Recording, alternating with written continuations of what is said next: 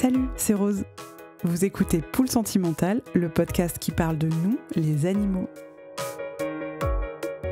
Aujourd'hui, je reçois Lucie Massé, aussi connue sous le nom de Lucie Coach VG. Et je suis ravie car on va parler ensemble de nutrition végétale, un sujet essentiel quand on fait le choix de ne plus consommer d'animaux. Car dès qu'on change nos habitudes alimentaires, pour des raisons éthiques, le spectre des carences plane sur celles et ceux qui refusent d'exploiter, de faire tuer et de manger des produits animaux. Eh bien moi les carences, je les attends toujours, car avec une alimentation bien menée, il n'y a absolument aucun risque. Dans Poule Sentimentale, on parle souvent de bouffe, mais rarement de nutrition. C'est l'occasion de remettre les pendules à l'heure et de faire un point avec une véritable nutritionniste spécialisée en alimentation végétale. On parlera aussi de l'histoire de Lucie et du parcours qui l'a menée jusqu'ici. Alors, ouvrez grand vos oreilles et vos cœurs. C'est parti! Bonjour Lucie. Bonjour. Lucie, vous êtes diététicienne spécialisée en alimentation végétale et vous êtes vous-même végétalienne et végane pour les animaux. Oui. Ça veut dire qu'on peut être végane et en bonne santé? Oui, tout à fait, on verra. C'est ce qu'on va voir aujourd'hui. Alors, est-ce que vous pourriez nous raconter votre parcours en quelques mots, votre histoire Alors en fait, moi, il faut savoir que je suis née en campagne, dans un village de 300 habitants, à côté de la Creuse, donc dans l'Indre. Et j'ai toujours baigné avec les animaux. Ma famille, j'ai beaucoup d'éleveurs, que ce soit de vaches, de chevaux, par exemple, et beaucoup d'amis, des amis de mes parents notamment, qui sont éleveurs, fermiers, agriculteurs. Voilà, il y en a plein.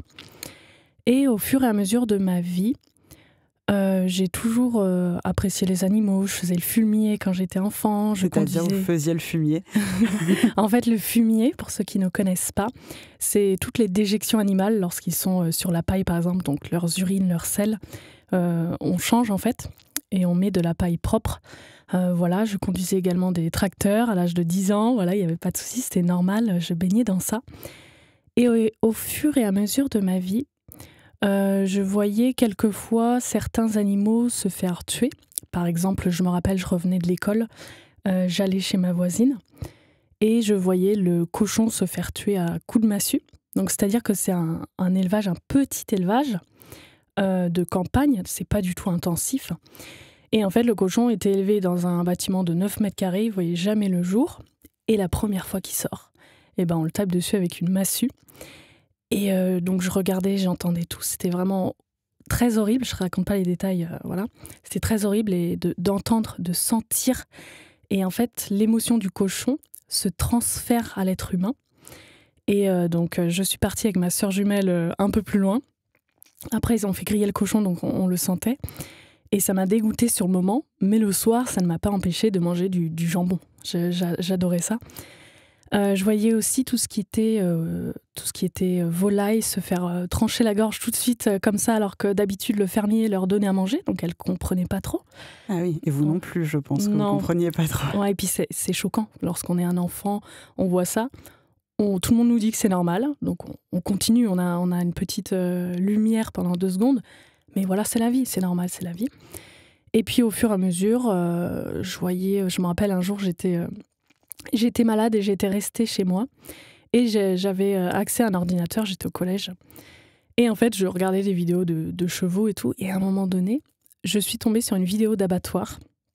Donc c'était un cheval, c'était horrible. Et je me rappelle, je pleurais parce que j'avais jamais pensé que les animaux que l'on consommait, en fait, étaient tués comme ça. Pour moi, il y avait rien du tout entre le fait qu'un cheval, un autre animal, une vache par exemple, soit en vie, puis on s'était caché dans notre assiette. Pour moi, il n'y avait pas de lien. Donc j'étais jeune, je devais avoir 11 ans. Et en fait, ma mère rentre et me dit Lucie, pourquoi tu pleures? Donc je lui explique, je fais mais maman, en fait, les animaux qu'on mange, ils sont tués. Et ils veulent pas mourir dans la vidéo, ils voulaient pas mourir. Et elle me dit mais Lucie, il faut pas que tu fasses attention à ça, ce n'est pas ton problème. Et de toute façon, on doit manger de la viande, c'est comme ça. Moi, maintenant, je déteste la phrase « le c'est comme ça ». Peu importe la discussion, quand on me dit « c'est comme ça », Bah non, en fait, c'est juste une routine, une habitude, une façon de faire ou une culture. Et donc voilà, je vois plusieurs fois les animaux se faire tuer. Ensuite, moi, je faisais du horseball. Je vous coupe juste avant de... Je tique sur le fait que vous ayez en fait assimilé, en tout cas réalisé, la question de l'animal que l'on tue à l'animal que l'on mange en regardant une vidéo, alors que vous aviez assisté à la mise à mort d'animaux en direct, sous vos yeux, et vous aviez senti les odeurs, et vous aviez entendu les cris, etc. Quand vous étiez enfant, d'ailleurs, vous aviez quel âge quand vous avez assisté à, peut-être plusieurs âges différents d'ailleurs, quand vous avez assisté à... Souvent, c'était entre 6 et 12 ans. Ah oui, d'accord, donc c'est assez large, effectivement. Oui. Et donc, vous avez vu plusieurs fois des animaux se faire tuer, sans jamais faire le lien, en fait ? Oui. En fait, lorsqu'on voit un animal se faire tuer, que ce soit en vrai ou en vidéo, enfin, en tout cas moi, lorsque j'étais enfant, sur l'instant présent, je m'en rendais compte. 1 heure après, c'était passé. D'accord. C'était passé, ça n'existait plus, c'était au fond de ma tête, je n'y pensais plus, j'avais de la viande dans mon assiette, je la mangeais, c'était bon, j'étais contente. Voilà, et j'avais pas de réflexion comme j'ai eu un peu plus tard dans ma vie. D'accord, donc ce serait peut-être une question d'âge alors ? Peut-être, après ça dépend, il y a aussi des personnes, pour moi, ouais. D'accord. Et ensuite, un autre jour, je faisais du horseball. Donc en fait, c'est en équitation, c'est sur un cheval, on a un ballon, on doit tirer dans un but, on est 2 équipes. Et c'est un peu du basket à cheval, on appelle ça, on doit ramasser le ballon au sol, on doit tirer au but sans tenir le cheval, enfin c'est vraiment, on est au galop. Et en fait, à un moment donné, on est plusieurs équipes à passer. Et nous, on passe pas encore, on attend. Et en fait, il y a mon oncle qui était mon coach à cette période-là, je devais avoir 13 ans, vient nous voir et nous dit « Il va y avoir du retard parce qu'il y a un cheval qui est mort devant le public, en fait, directement dans le manège. Le manège, c'est l'endroit où il y a du sable et où on fait le sport avec les chevaux. Voilà, donc en fait, il y a un cheval, c'était en pleine action, il s'est pris le pare-bottes. Le pare-bottes, ce sont les côtés du manège pour pas que les chevaux sortent. Ça délimite le terrain. Et en fait, il s'est pris le pare-bottes et il est mort devant tout le monde sur le sable. Mais bon, moi, je vais sur le terrain et je joue après. C'était ma passion. J'étais très, très forte. J'ai été sélectionnée en surclassée à l'âge de 15 ans en pro-élite. Pro-élite. Voilà, c'est la plus grande catégorie. Puis après, c'était équipe de France. Donc, j'ai arrêté juste avant. Parce que je faisais des études et que je suis devenue végétarienne et que ça me gênait un petit peu. Ok. Ça faisait longtemps que vous faisiez ce sport ? Oui, j'ai commencé à l'âge de 6 ans et j'en ai fait pendant 12 ans. Donc voilà, c'était vraiment mon sport de prédilection. J'étais très forte, je connaissais beaucoup, c'était une passion. Voilà, donc j'ai vu plusieurs fois les chevaux mourir. J'ai vu aussi ma tante, elle élève des chevaux notamment et elle les sauve également de l'abattoir. Ah oui. Aussi, donc ça c'est très important de le noter. Et en fait, des fois, les chevaux ont une maladie qui s'appelle maladie de Lyme. Donc c'est via certains insectes, donc des puces notamment. Et en fait, ça crée une infection. Et au bout d'un moment, le cheval ne peut plus se relever. Donc c'est-à-dire, il est dans le champ, il ne peut plus se relever, il peut à peine respirer, voilà. Donc, elle a décidé avec le vétérinaire de l'euthanasier après des mois d'essayer de le sauver, de le sauver, de le sauver. Malheureusement, elle n'a pas réussi. Et en fait, ils étaient 2 chevaux dans le champ. Et donc là, on essaie de relever le cheval à l'aide d'un tracteur, des sangles, on n'y arrive pas, le vétérinaire arrive, et là, on va l'euthanasier. Et c'était un moment très triste, parce que le cheval, c'est comme un chien, on est habitué d'avoir un lien humain avec eux, contrairement aux cochons ou aux vaches, par exemple. Et en fait, là, on voit le cheval souffrir, mais être vivant. Et 2 minutes après, on le voit plus souffrir, mais mort. Et ça m'a fait une réflexion, mais un petit peu autre que le cochon, parce que le cochon, quand je l'ai vu mourir, ou les oies, j'avais pas un lien fort. Alors qu'avec le cheval, j'avais un lien fort. Et quand j'ai vu son ami, autre cheval, arriver à côté de lui, et essayer de le réveiller, et en fait, il se réveillait pas, il se réveillera plus jamais. Et là, il y a eu une autre graine de mort, où je me rends plus compte qu'en fait, même les animaux, ils peuvent avoir réellement des sentiments. Et on se rend compte au fur et à mesure que les vaches aussi. Par exemple, lorsque j'étais enfant, j'avais 10 ans, un autre oncle, on a une très grande famille en campagne, un autre oncle qui s'occupe des vaches, me disait avec ma sœur jumelle, les jumelles, vous venez, moi je vais séparer les veaux des vaches, venez avec nous, venez. Donc il part en quad d'aller chercher les vaches qui vivent toute l'année dans les champs. On les ramène, mais elles ne comprennent pas pourquoi on les ramène, parce qu'on les ramène dans des stabulations. Elles courent partout, elles se sauvent, on met des ficelles dans les chemins pour pas qu'elles se sauvent, elles nous foncent dedans, etc. On arrive à la stabulation. La stabulation, c'est une sorte de box où on met les vaches d'un côté et les veaux de l'autre. Objectif, les veaux, c'est de les monter dans le camion pour qu'ils aillent à l'abattoir. Oui, c'est ça. Alors pourquoi on sépare ? On en a déjà un peu parlé dans ce podcast, dans d'autres épisodes, mais est-ce qu'on peut juste rappeler pourquoi on a cette pratique-là de séparer les veaux des vaches ? Alors là, c'était pas des vaches à lait, c'était des veaux destinés à la viande. Et en fait, les veaux, au lieu de vivre leur vie de vache tranquille jusqu'à 20 ans, au bout de 6 mois, à peu près, on les sépare de leur mère pour les consommer, pour les manger. D'accord. Pour manger du veau, là. Pour manger du veau. Ouais. C'est vraiment des élevages de viande, quoi. Vraiment, oui, c'est ça. D'accord. Et donc, on sépare les veaux de leur mère. Et lorsqu'on les sépare, donc imaginez-vous avoir 10 ans, 11 ans, devoir séparer le bébé de la maman, l'oncle qui crie dessus. Ouais, Lucie, tu te mets là et tout. Et moi, maintenant, j'ai peur des vaches parce que il y a beaucoup de vaches qui me fonçaient dedans parce qu'elles ne voulaient pas que je leur prenne leur enfant. Tout comme moi, j'aurais un enfant, je ne voudrais surtout pas qu'on me prenne mon enfant. Et donc, je me mettais devant. L'énervement de mon oncle s'imprégnait en moi. Et je commençais à avoir une haine envers les vaches, mais une haine inconsciente et non contrôlée. Et en fait, je criais sur les vaches, je les séparais de leurs veaux et tout. Et en fait, je me suis dit, mais non, je veux pas être quelqu'un comme ça. Et moi, j'avais 10-11 ans. Pour moi, mon oncle, il me criait dessus, je l'écoutais. Et voilà. Donc, je regrette aujourd'hui, mais je l'ai fait. Mais au moins, ça m'a appris beaucoup de choses.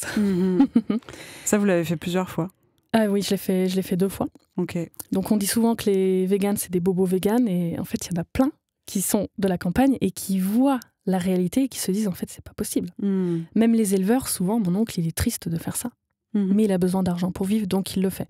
Ouais, il remet pas en question, mais voilà. Il est quand même capable de dire qu'il est triste de le faire. Il est triste de le faire, oui. Mais quand on voit comment il le fait, on se doute pas qu'il est triste. Mais il y a des détails, je me dis c'est incroyable comment l'être humain il peut être horrible. Ah oui. Vraiment horrible. Quand j'allais là-bas, des fois, je voyais le lapin se faire éviscérer. Il était à moitié mort en train de perdre son sang. Et je voyais, et lui, c'était normal, en fait. Il pense que les animaux, ils n'ont pas de douleur. Ouais. Alors qu'en réalité, les animaux ont de la douleur. Ils ont des émotions, ils peuvent avoir peur, du stress, de l'amour. Il y a beaucoup de choses qui rentrent en compte, et dans notre société, c'est pas assez mis en avant. Mais moi, toujours jeune, voilà. À l'instant T, je me dis, c'est pas bien, mais le soir, je mange ma viande. D'ailleurs, j'ai retrouvé un écrit que j'avais écrit à 11 ans. J'avais écrit sur un livre « C'est triste de manger les animaux, mais le lion, il mange la gazelle. » J'avais écrit cette phrase. Parce qu'on me disait tout le temps « Mais les lions, ils mangent la gazelle, les lions, ils mangent la gazelle. » En fait, on se rend compte, en devenant adulte, se réfléchit, qu'en fait, nous ne sommes pas des lions et aujourd'hui, nous sommes des êtres humains. On a la possibilité de manger autrement. Et donc, je grandis et à un moment donné, il y a un cheval que j'appréciais, qui s'appelait Lucky, qui avait été avec une autre personne, donc moi j'avais plus accès à elle, et j'ai appris qu'elle était décédée. Et ça m'avait choquée, j'avais 15-16 ans. Et un jour, à 16 ans, j'étais à l'internat, je m'en rappelle, j'étais au lycée. Et une nuit, je fais un rêve. Et ce rêve va être mon déclic pour toute la vie. Je vous le raconte. J'ai très envie d'entendre. Alors en fait, imaginez-vous, donc il fait sombre. Je suis sur des rails de train à côté. Sur les rails de train, je vois un cheval attaché. Donc je regarde autour de moi, je me demande mais qu'est-ce qui se passe ? Pourquoi on attache un cheval sur un train, enfin des rails d'un train qui va passer ? Je regarde à côté de moi et je vois 2 hommes. Donc des campagnards, parce que moi j'ai toujours vécu avec des campagnards en étant jeune, tout ça. Et je les vois rire. Donc là, vite, je m'empresse vers le cheval, j'essaie de le libérer, détacher les cordes, mais elles sont attachées. Et je vois le train qui arrive et j'entends le qui arrive. Et là, je me dis, non, c'est pas possible, j'essaie d'enlever les cordes et je n'y arrive pas. Et le train, il passe, il déchiquette le cheval, mais complètement. Ah oui, vous avez vu ça dans le rêve ? Oui, j'ai vu tellement de fois la mort que je sais ce que ça fait de faire exploser la tête d'un cochon, je sais ce que ça fait, voilà. Et je me retourne vers l'un des 2 hommes qui rient, ils sont morts de rire. Et je leur dis, mais pourquoi vous faites ça? C'est pas bien de tuer un cheval comme ça, il est innocent, en plus il a eu peur, il comprend rien et tout, là il est mort, c'est pas bien et tout.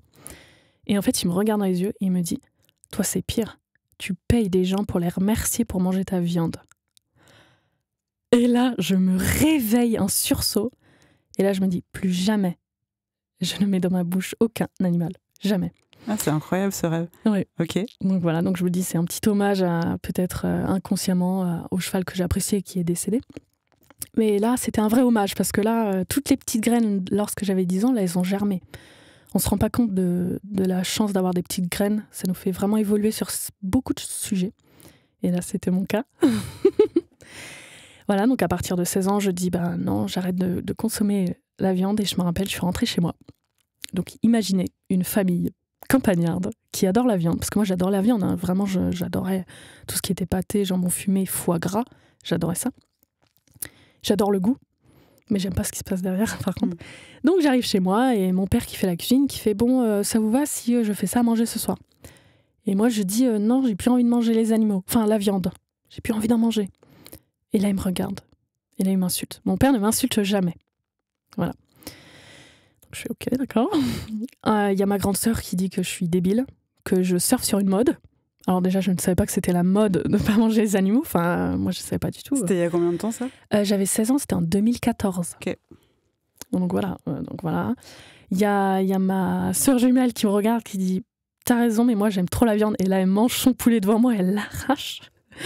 Et puis ma mère qui me dit, c'est la seule onde positive à ce moment, qui me dit « Écoute, Lucie, tant que tu es en bonne santé et que tu es heureuse, c'est tout ce qui compte. » Et vous n'imaginez pas la libération que cette phrase m'a faite. Sincèrement. 1 an après, ma sœur jumelle devient végétarienne, ma mère devient végétarienne et ma petite sœur, plus tard, devient végétarienne aussi. Incroyable. Et votre père? Non. Mon père, ça a mis longtemps, il cachait les lardons dans les tartes. Enfin voilà, il me disait que c'est de la quenelle, il n'y a pas de viande dedans. Ouais. En fait, c'était la volaille. Voilà. Beaucoup de fois, il m'a menti, mais il était contre. Et il a vraiment l'esprit campagnard, vous savez, c'est illogique pour eux, parce qu'ils sont tellement habitués de ne pas manger de la viande. C'est un changement de culture. Même moi, je suis sûre, à 10 ans, on m'aurait dit moi, je ne mange plus de viande. J'aurais dit, comment tu fais Pourtant, le lion, il mange la gazelle, parce qu'on m'a toujours dit ça. Donc, du coup, je répète ce qu'on me disait. Alors qu'en fait, je n'avais pas fait mes recherches. Enfin, on n'a pas fait nos recherches, on ne sait pas. Alors qu'en fait, quand on fait des recherches et qu'on va plus loin, on se rend compte que c'est tout à fait possible de vivre sans consommer de viande. Voilà, donc je suis devenue végétarienne comme ça. Et après, je suis devenue végane parce que... donc ça, c'était en 2019, je crois. Enfin, j'avais 20 ans par là. En fait, c'est grâce aux certaines publications sur les réseaux sociaux et les vidéos, notamment de J.M. Doe sur YouTube, qui parlaient qu'en fait, le boire du lait... Parce que moi, j'étais très fromage. Je pouvais me faire une pizza. Je mettais 5 fromages différents. J'adorais le fromage. J'aime comme le goût beaucoup de Français, Françaises et voilà. Puis d'autres.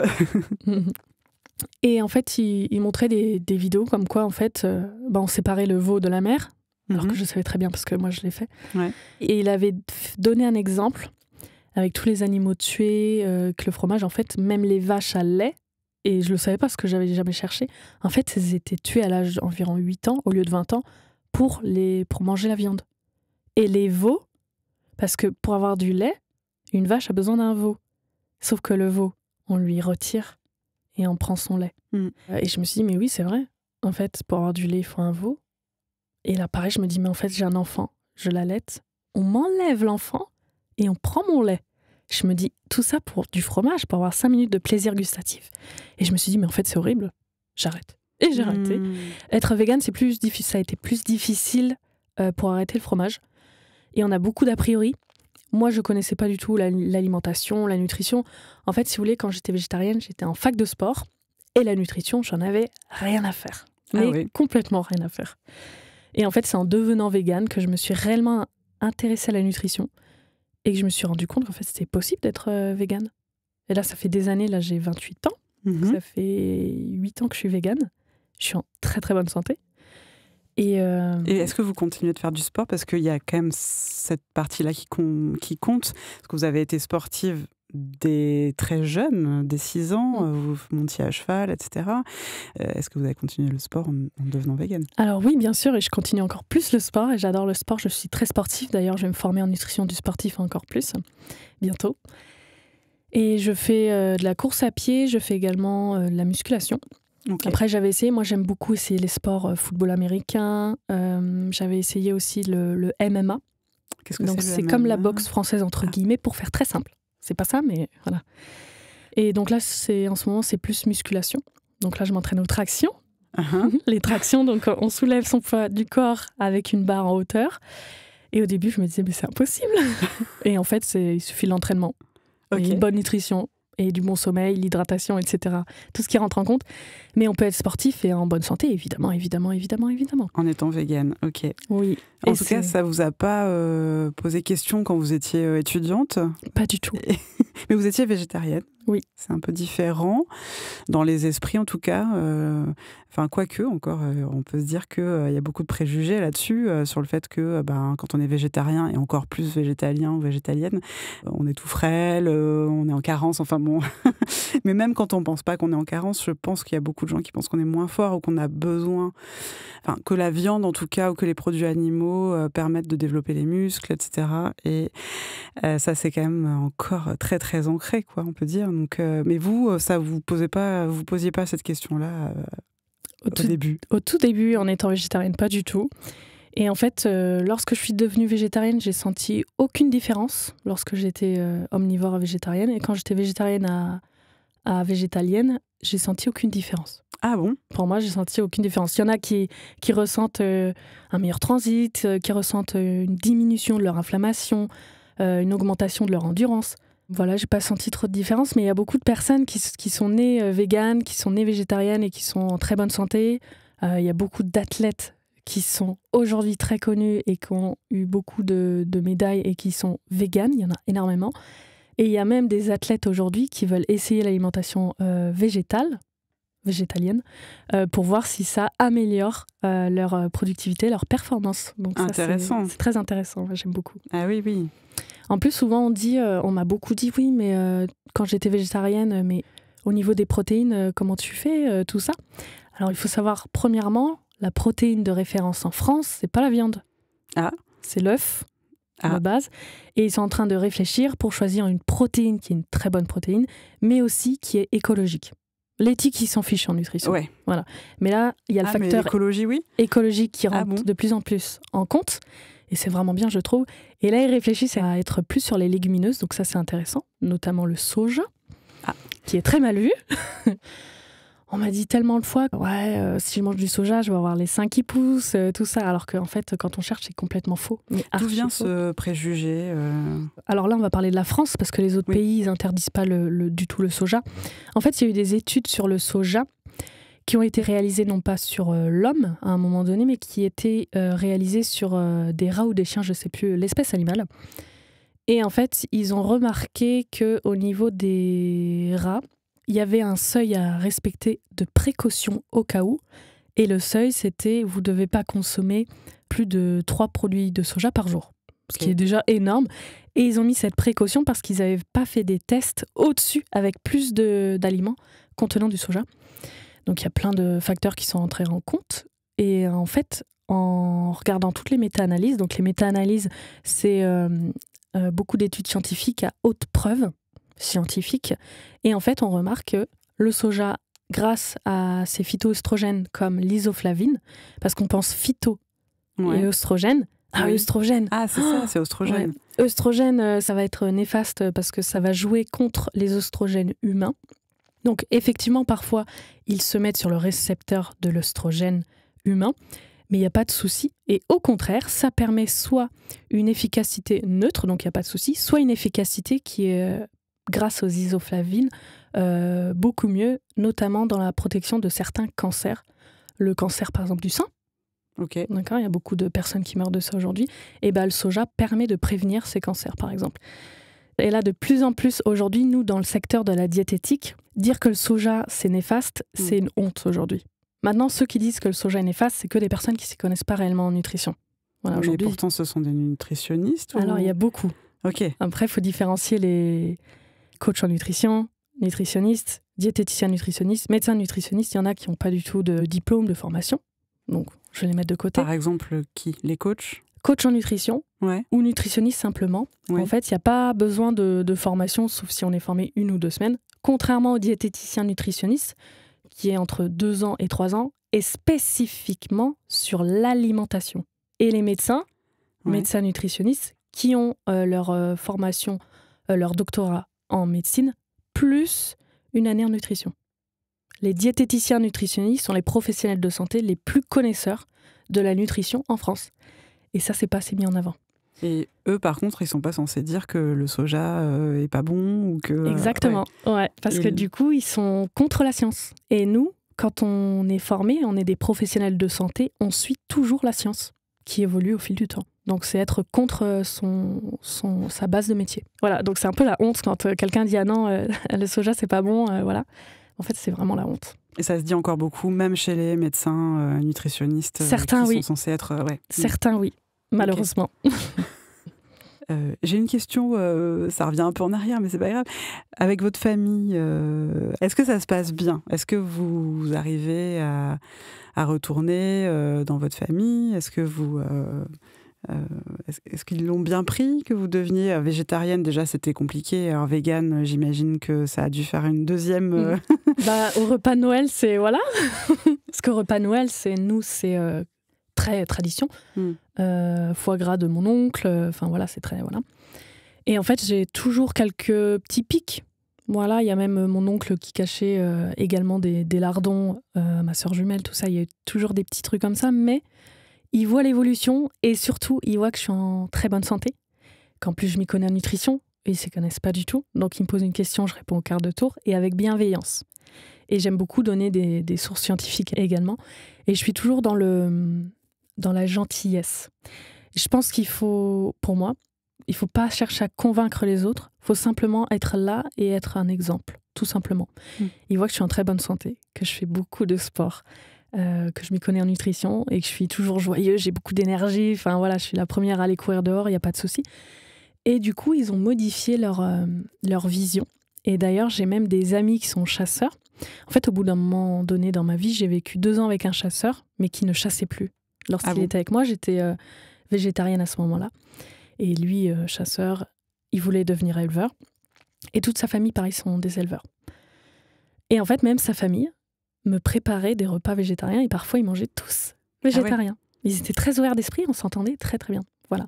Mais c'est parce que je suis pas quelqu'un qui va chercher à convaincre. Voilà. Parce que si je rentrais tout de suite et je disais « Ah non, je mange pas avec vous, il y a de la viande », ils m'auraient rejeté.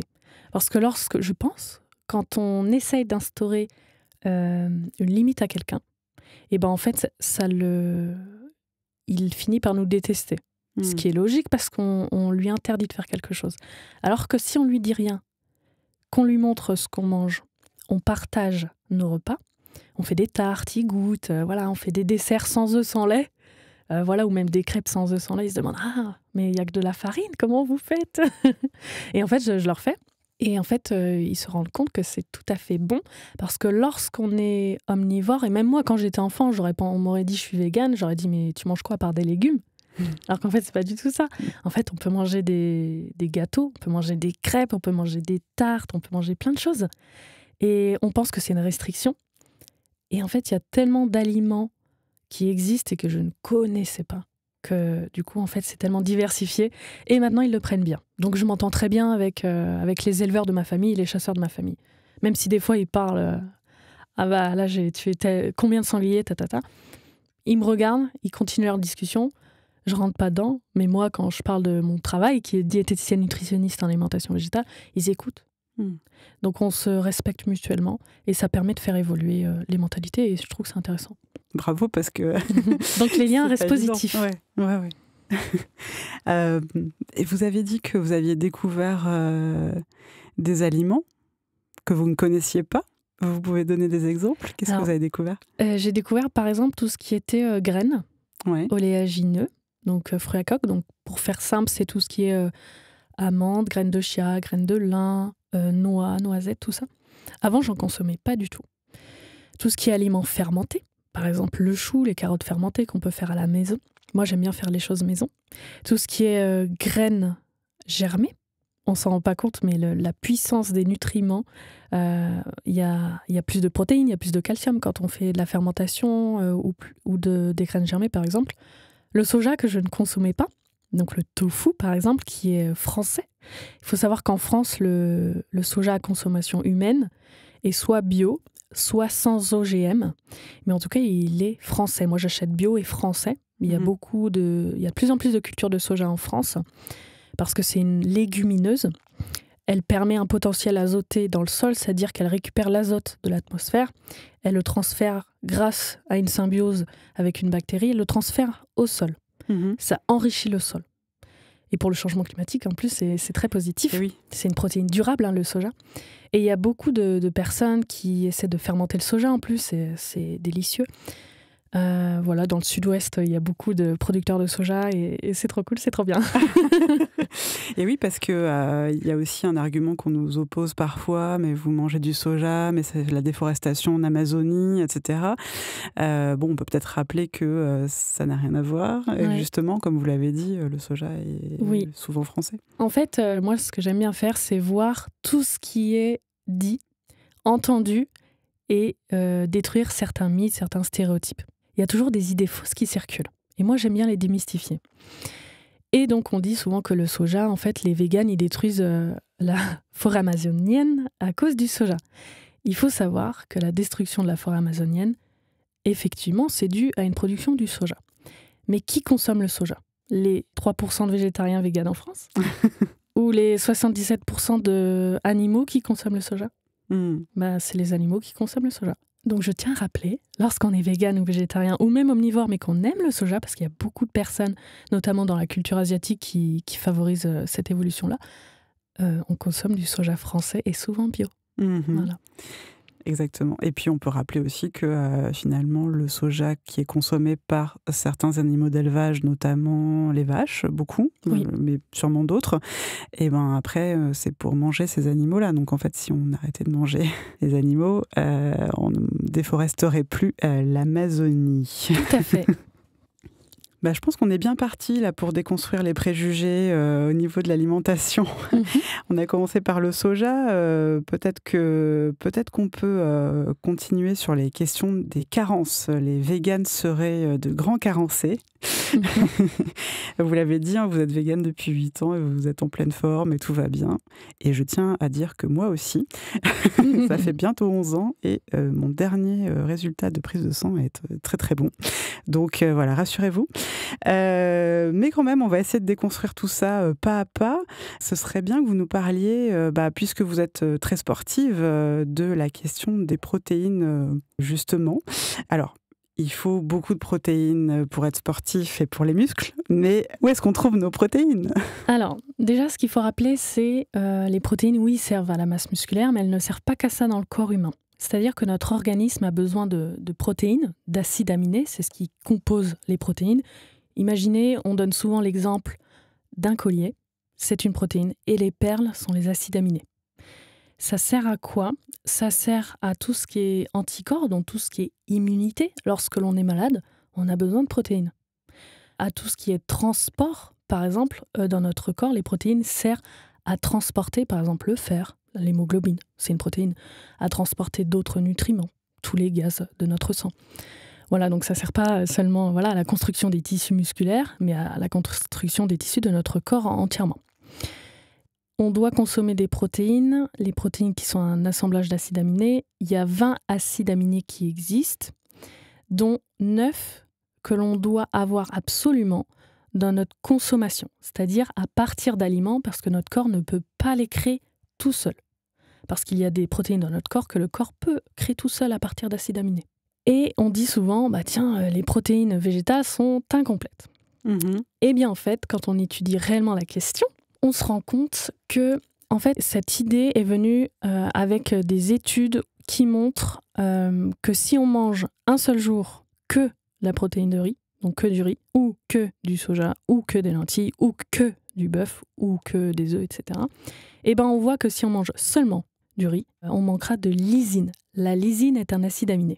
Et si on mange que des lentilles, on aura un déficit en méthionine, qui est aussi un acide aminé. Sauf que dans notre journée, est-ce qu'on mange que du riz ? Rarement. Non, pas du tout. On ne mange pas que du riz, heureusement. Et en fait, lorsqu'on mange, on a des légumineuses, on a des céréales, on a des graines oléagineuses, par exemple. Et en fait, tout ça, ça apporte des protéines. Et bien en fait, on a largement notre quota d'acides aminés et largement notre quota de protéines, tout simplement. Le soja, par exemple, il est assez complet parce que lui, c'est une légumineuse. Le soja est une légumineuse comme les lentilles ou les pois chiches, par exemple, les pois cassés, les lentilles corail. Il y en a plein. Et c'est trop bon. Ouais, c'est très très bon. Ça dépend comment on les fait. Évidemment. Et en fait, le soja, par exemple, il est hyper riche en pratiquement tout. Donc c'est une très très bonne protéine, le soja. En plus d'être éthique et en plus d'être écologique. Contrairement à la viande qui est vraiment très très néfaste pour l'environnement. Mais là, on va parler que nutritionnellement. Donc en fait, dire que c'est incomplet, les protéines végétales sont incomplètes, c'est faux. C'est juste un biais d'une étude qui est corrélée dans toutes les têtes à voix haute, alors que quand on est positionné sur l'étude, il n'y a pas de souci. Toutes les méta-analyses qui sont sur les protéines végétales disent qu'effectivement, on peut être en très bonne santé, qu'on soit sportif, femme enceinte, enfant. Si on mange que des protéines végétales, on a largement notre apport en protéines. Il n'y a pas de souci. Voilà, c'est simple, c'est cadré. Vous mélangez vos lentilles avec du riz sur plusieurs jours, par exemple. Enfin, vous avez votre quota de protéines. Il n'y a pas de... C'est pas incomplet, c'est vraiment un biais. Il y a des protéines aussi dans les légumes. Oui, il y en a un petit peu, oui. Il y en a un petit peu, mais moins que dans les... Beaucoup moins. Que dans les légumineuses Oui. ou les céréales. D'accord. En fait, là, les protéines, on va plutôt les trouver tout ce qui est algues, par exemple. Ouais. Après, l'algue, je tiens à le rappeler au cas où, les algues, il ne faut pas forcément manger tous les jours parce que c'est une bombe de nutriments. Oui. Et on pense souvent aux carences, mais on ne pense pas assez à l'excès. Dans les algues, il y a énormément d'iode, énormément de calcium, énormément d'autres nutriments. Et en fait, il y a tellement de nutriments que c'est trop. Du coup, on conseille souvent, en tant que diététicien, de manger des algues une fois par semaine ou très peu tous les jours, parce qu'après, ça donne des problèmes, notamment de la thyroïde. Parce ça, c'est l'iode. Trop d'iode, ouais. Exactement. Et la thyroïde gonfle, ou alors on a une hypothyroïdie. Et là, tout est déréglé, parce que l'iode, ça sert au métabolisme de l'organisme, ça gère la température, le poids, etc. Donc là, tout est déréglé. Donc les algues, on en mange une fois par semaine, ou alors un petit peu tous les jours, pas beaucoup. On en a dans les légumineuses, donc pois chiches, pois cassés, lentilles, corail, haricots rouges, lentilles, etc. Soja. Et dérivés, tofu, protéines de soja texturées. Et surtout, on ne met pas assez en avant les graines de soja. Parce qu'on mange le tofu, mais en fait, les graines de soja, elles sont hyper riches. Okay. Très, très riches en calcium et en fer aussi. Et comment vous mangez les graines de soja ? C'est exactement comme des pois chiches. Ok. Voilà. On peut faire des houmous de graines de soja. Excellent. Ouais. On peut faire des gâteaux. À la place des haricots rouges, des fois, quand on met des gâteaux au chocolat, et ben en fait, on peut mettre des graines de soja. Donc, petit conseil au cas où, on fait tremper les graines de soja une journée à l'avance. Et le lendemain, on change l'eau, on les bout dans de l'eau, on retire l'eau et ensuite, on peut les consommer. Pourquoi il faut les faire tremper une journée avant ? En fait, comme pratiquement toutes les légumineuses, à part les lentilles, moi je le fais pas pour les lentilles, mais pour les pois chiches par exemple, ou les haricots rouges secs qu'on peut acheter sans emballage, eh bien il faut les faire tremper parce que ça permet de diminuer les phytates qu'il y a dedans. Les phytates, si vous voulez, c'est une substance qui empêche l'absorption de certains nutriments. Donc on diminue les phytates en faisant hydrater la graine, en la faisant bouillir ou en la faisant fermenter. D'accord. Il y a plusieurs solutions. Parfait. Je reviens quand même à mon histoire de sport. On a bien compris que donc c'est pas incompatible avec l'alimentation végétale, mais est-ce qu'on a besoin, par exemple, quelqu'un qui ferait beaucoup de musculation, comme vous le faites en ce moment, qui aurait besoin de prendre de la masse, comme on dit, est-ce qu'il faudrait manger vraiment énormément de lentilles, etc., pour avoir le même résultat que de la viande ? Non, alors en fait, ce qu'il faut savoir, c'est que ça dépend du sport que l'on fait. Donc ça dépend de l'objectif du sport. Si c'est question d'endurance, si c'est question de performance au niveau du poids, si c'est une perte de poids, prise de masse, ça dépend vraiment du sport. Pour faire simple, une personne lambda qui ne fait pas du sport a besoin de 0,8 g à peu près de protéines par kilogramme de poids de corps. Par exemple, je fais 60 kilos. Je fais 60 fois 0,8 et ça me donne le taux de protéines que j'ai besoin. Si je ne fais pas de sport, par exemple, si je ne suis pas enceinte, voilà, après, il y a plusieurs catégories. Si je fais du sport, on va être plutôt entre 1,2 voire à 2,5, ça dépend. Donc j'ai besoin pour 60 kilos de 72 grammes de protéines. C'est exactement la même chose. C'est pas parce qu'on est végétalien qu'on a besoin d'un rapport plus haut en protéines. Il y a un bon livre qui explique ça, c'est La science de l'alimentation végétale de Bariotti et de Léa Lebrun, qui est très bien et qui explique ça. Voilà. C'est très intéressant et en fait, on n'a pas besoin de plus de protéines parce que les protéines sont vraiment bien, même si c'est en végétal. D'accord, mais le fait de, pour avoir 100 grammes de protéines, mettons, est-ce qu'il faut manger énormément ? En fait, ce que vous me dites, c'est qu'il y en a beaucoup déjà dans les légumineuses. Ah oui, par exemple, dans la viande, on est autour de entre 18 et 25 grammes de protéines pour 100 grammes. Dans les œufs, donc une portion d'œuf, on est autour des 12 grammes pour un œuf, donc environ 20. Pour le soja, par exemple, les graines de soja, on est autour des entre 35 et 50 grammes de protéines. Le tofu, on est autour de 14 à 25 grammes de protéines. Et en fait, il y a pratiquement l'équivalence, voire plus dans certains, qui est déjà dans les aliments végétaux. D'accord. Merci, vous avez répondu à ma question. Après, il y a beaucoup de choses qui rentrent en compte, la digestibilité. Voilà. Bravo. Mais bon, le soja, on est autour de 91, comme la viande bovine, comme l'œuf. Et la caséine, elle est un peu plus haute. Donc, dans le lait, c'est un peu plus haut. On est autour des 95. Le poids, il est entre 94 et 95. Donc, c'est une très, très bonne protéine au niveau de la digestibilité. Et au niveau de l'indice chimique aussi. En fait, il y a plusieurs choses. Parce que quand on ingère 10 grammes de protéines, par exemple, ça ne veut pas dire que notre corps absorbe 10 grammes de protéines. Okay. Mais en somme, tout a été calculé, tout a été fait. Il n'y a pas de souci. Et si on veut passer, par exemple, je dois consommer 120 grammes de protéines, pour moi, je sais que moi, j'ai un petit appétit. Bah là, je vais passer plutôt comme les autres sportifs qui sont omnivores ou végétariens. Je suis végétalienne, mais je prendrais, par exemple, de la poudre de protéines, par exemple. Voilà. Donc, il y a plein de solutions qui existent. Oui. De toute Et façon. je tiens à dire aussi, c'est pas parce qu'on mange 100 grammes de viande qu'on a 100 grammes de protéines. Moi, j'ai beaucoup de personnes qui me disent « Oui, mais si je veux 100 grammes de protéines végétales dans la viande, pour 100 grammes, c'est 100 grammes de protéines. » En fait, pas du tout. On est autour des 20 grammes. Ok. Voilà, donc en fait, pas du tout. Donc je tiens à le rappeler aussi, parce qu'il y a beaucoup de... Mais c'est normal, on n'apprend pas ça forcément à l'école, on doit se former. Oui, bien sûr. Alors, passons au prochain élément qui fait question, le calcium. Bon, alors évidemment, quand on est vegan, on boit plus de lait, on mange plus de fromage, dans la plupart des esprits, et ben, c'est exactement ça qui nous donne du calcium. Où est-ce qu'on en est scientifiquement là-dessus aujourd'hui ? Alors, scientifiquement, il n'y a aucun souci, si ce n'est la vitamine B12 qu'il faut prendre à côté. Sinon, tout est trouvable dans l'alimentation végétale. La vitamine D, j'en parlerai tout à l'heure. Ça me rappelle une anecdote. J'étais en formation BTS diététique pour devenir diététicienne nutritionniste. Dernière année. Et j'étais déjà formée au DU alimentation végétarienne à Sorbonne Université de Paris Médecine. Donc j'étais déjà formée, je connaissais la nutrition végétale très bien.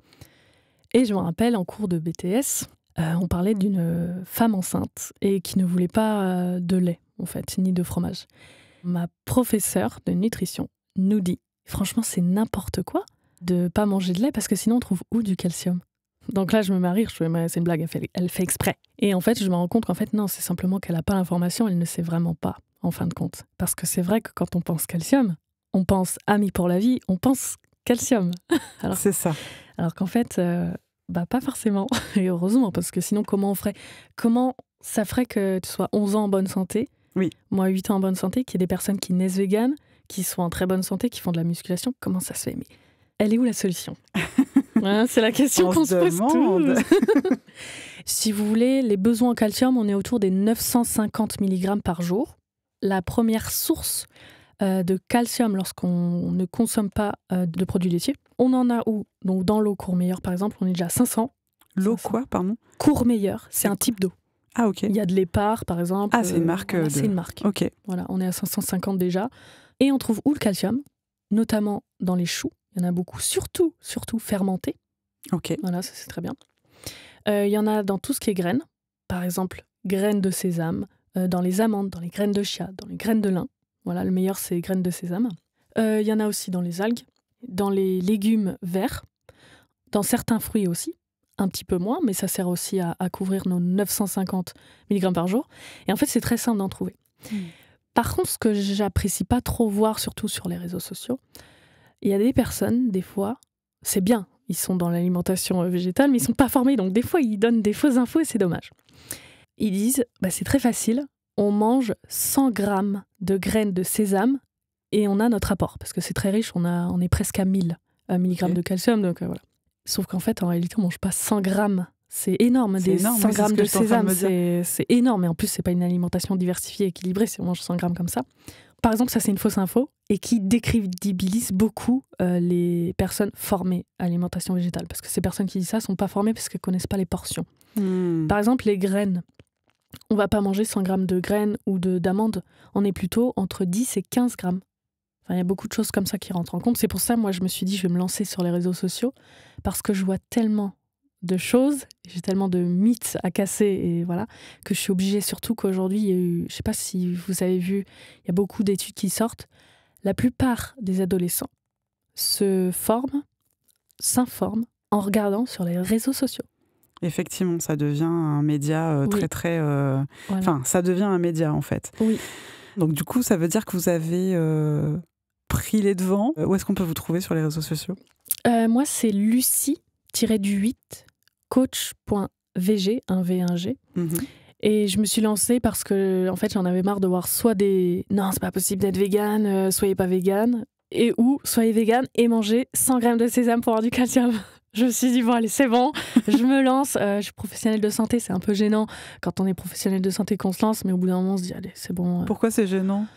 En fait, on se dit professionnel de santé, il faut quand même avoir une certaine position, il faut être assez, entre guillemets, strict et tout. Enfin, c'est comme un médecin. C'est un médecin sur les réseaux sociaux, ça décrédibilise. Ah ouais, non, je ne savais pas. Alors qu'en fait, on peut donner des vraies informations et en apprenant. Parce que les personnes, le soir, elles ne vont pas chercher d'elles-mêmes des fois où je trouve du calcium, machin. En fait, elles tombent sur une vidéo, elles se disent « Ah ouais ». Bah oui. Et comme il y a beaucoup de personnes, beaucoup sur les réseaux sociaux, je pense que c'est une bonne approche. Ok, et donc le calcium, on a compris. Ah oui, ce que j'entends beaucoup, c'est le fer. Ah, mais moi, je manque de fer. Oh là là, mais moi, j'ai absolument besoin de manger de la viande rouge. Ou mon médecin m'a dit de manger de la viande parce que j'ai des problèmes de fer. Enfin bref, voilà. Est-ce qu'il y a vraiment un risque quand on est un peu anémié ou quand on a le corps qui a tendance à manquer de fer, où l'assimilation ne se fait pas bien? Est-ce que c'est vraiment un risque d'être végane? Comment il faut faire pour avoir assez de fer? Alors en fait, c'est simple. Dans le corps humain, on a 2 façons d'absorber le fer.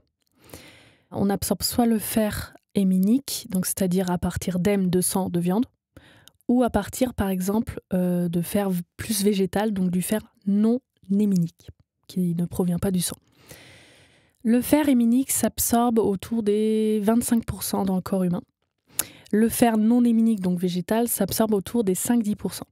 Par contre, si on prend de la vitamine C, de l'acide ascorbique ou de l'acide citrique, ça augmente l'absorption du fer végétal et ça permet au fer d'aller correctement dans la cellule, parce que pour entrer dans la cellule, il doit avoir une certaine composition. Et en fait, ça augmente largement l'absorption du fer végétal et ça permet de pas du tout avoir de soucis et en plus, c'est très simple. La question se pose, mais du coup, où je trouve le fer et où je trouve la vitamine C, par exemple, ou l'acide citrique? Eh bien, le fer, c'est simple, on en trouve dans les légumineuses, c'est riche. Notamment le soja, j'en parle toujours du soja. Mais ce soja. Franchement, le soja, c'est une bénédiction, vraiment. Surtout quand on lit le rapport du GIEC qui parle du changement climatique, ça fait peur. On a dans tout ce qui est légumineuse, donc lentilles, pois chiches, soja, par exemple, haricots rouges, tout ce qui est graines, graines de chia, graines de lin, tout ça. On en a par exemple dans tout ce qui est abricots secs, par exemple. Enfin, il y en a à peu près partout. Dans les algues, il y en a beaucoup aussi. Voilà, donc on en trouve très facilement. Le fer, on en trouve aussi dans certaines poudres de plantes, par exemple le moringa, qui est une plante très riche en fer. Le fer, si vous voulez, on est entre 4 mg dans la viande, à peu près, entre 2 et 4 mg. Dans le moringa, pour 100 g aussi, on a 110 mg de fer. Ah oui, c'est énorme. Voilà. La différence est énorme. Dans les graines de soja, on n'est pas comme la viande qui est à 4, là on est à 15. Donc c'est du fer effectivement non héminique, mais on mange de la vitamine C ou de l'acide citrique avec, et ça augmente très bien l'absorption. Par exemple, quoi, on met du jus de citron dans son... Alors tout simple, donc par exemple je prends mes légumineuses, donc par exemple les lentilles, je prends par exemple du poivron, parce que le poivron, il y a beaucoup plus de vitamine C qu'il soit cuit. Donc là, je parle du poivron rouge, il y a plus de vitamine C. Vous mangez un poivron rouge, qu'il soit cru ou cuit, vous avez pratiquement atteint votre taux de vitamine C non seulement, mais en plus, ça permet l'absorption du fer des lentilles. Par exemple, vous mélangez dans votre houmous, vous mettez un citron. Vous mangez du tofu, par exemple, vous buvez de l'eau citronnée avec du jus de citron. C'est très simple, ça va très vite. Vous pouvez aussi consommer des kiwis. Seulement 2 kiwis par jour permet d'avoir son taux de vitamine C. C'est plus que l'orange. Ah ok, d'accord. Ouais. L'orange, les agrumes aussi, il y a de la vitamine C, mais moins que le kiwi et moins que le poivron. Ah, c'est marrant, c'est contre-intuitif. Oui, on ne sait pas, tout de suite on pense vitamine C orange, c'est bien, mais le poivron et le kiwi, il y a beaucoup plus de vitamine C. Ou le cassis, si vous aimez le cassis quand c'est la saison.